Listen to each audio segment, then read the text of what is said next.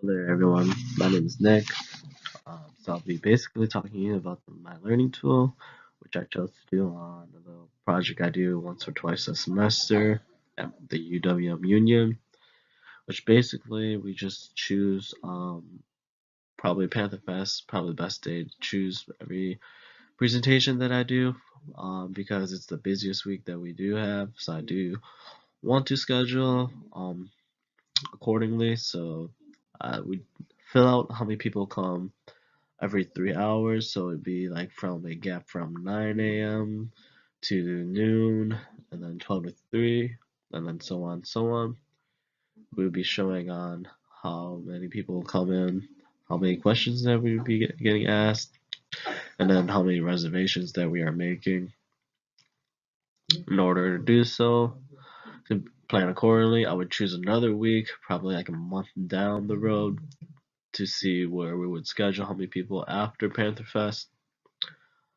So basically, I would put data into Excel, and then I would use shortcuts. As for example, I would be doing um, the sum, the total sum of each numbers, of each day, making that total numbers, having that per shift.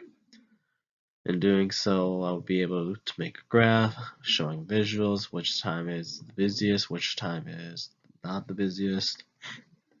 So in order to do that, you have to have access to Excel. You can purchase that through Microsoft Office.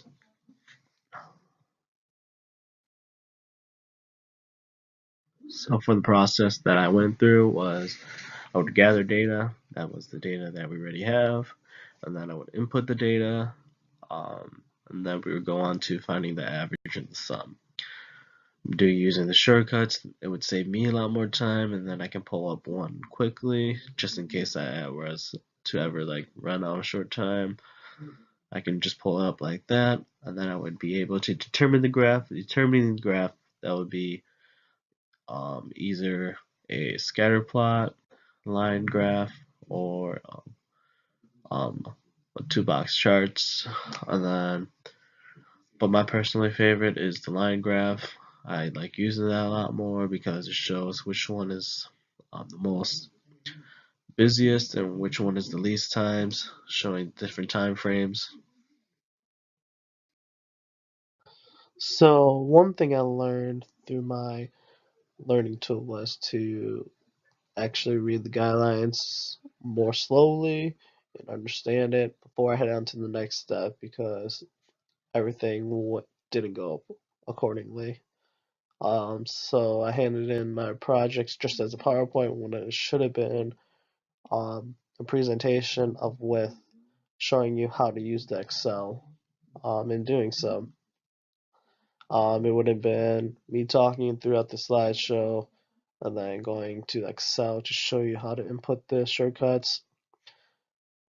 Um, Otherwise, I would have probably had more thought about what else I learned through it, but I did learn that one portion was to actually take it slower and then go on to the next step and following through my guidelines.